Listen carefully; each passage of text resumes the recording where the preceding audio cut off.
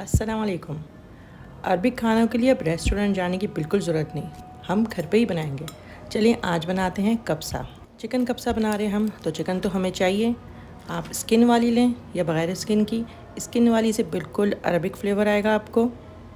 अच्छी तरह चिकन को धो लें।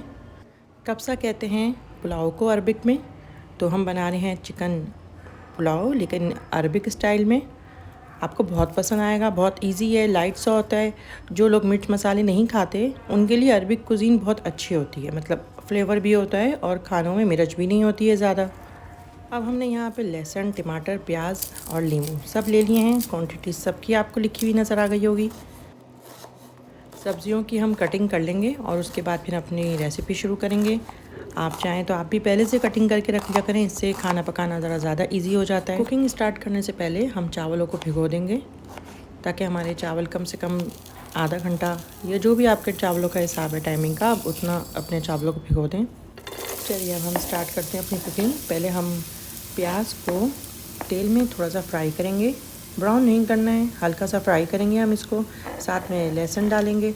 अक्सर मैं अपनी कुकिंग में लहसुन जो है ताज़ा ही यूज़ करती हूँ, तो ताज़ा का फ्लेवर अलग होता है। और ऐसे खाने जिसमें आपको खाने में मिर्च भी नहीं हो और आपको फ्लेवर चाहिए हो, तो आप कम से कम चीज़ें फ्रेश यूज़ किया करें। अब हम अपना साबुत मसाला एक जगह जमा कर लेते हैं, जिसमें है इलायची, दालचीनी, लौंग, इसके अलावा काली मिर्च और लीमू। ये लीमू ब्लैक कलर का होता है और मार्केट में ये गरम मसालों की साइड पे मिल जाता है, और अगर नहीं है तो कोई मसला नहीं है, आप नहीं डालें। फ्राई प्याज में अब हम टमाटर ऐड करेंगे और मसाले, तो पिसा हुआ धनिया, ज़ीरा साबुत और हल्दी ऐड करने के बाद हम इसको मिक्स करेंगे।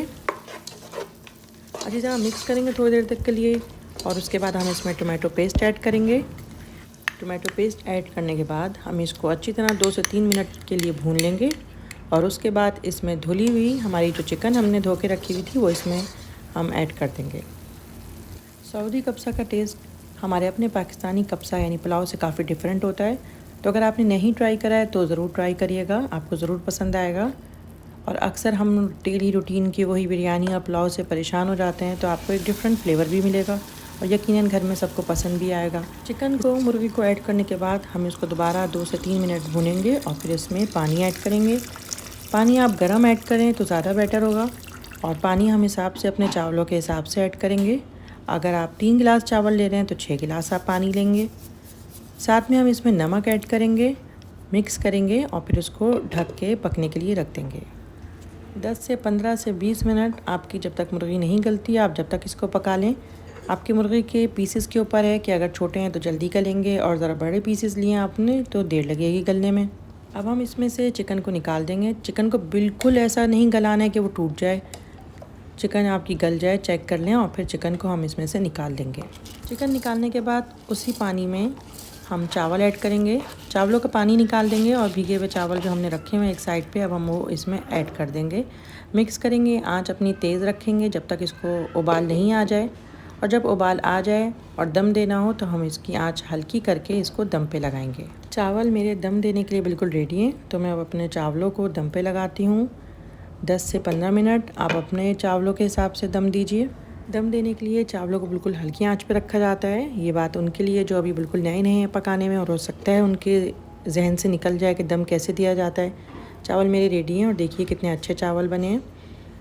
अब जो हमने चिकन प्लेट में निकाली थी, हम उसको एक बेकिंग ट्रे में रखेंगे और उसके ऊपर लीमू अच्छी तरह से हम निचोड़ेंगे। साथ में थोड़ी सी काली मिर्च और ज़ीरा पाउडर हम छिड़केंगे और हम इसको ओवन में रख देंगे। ग्रिल करेंगे हम इसको, ओवन का ऊपर का हिस्सा यूज़ करेंगे खाली, क्योंकि हमें चिकन को ब्राउन करना है सिर्फ।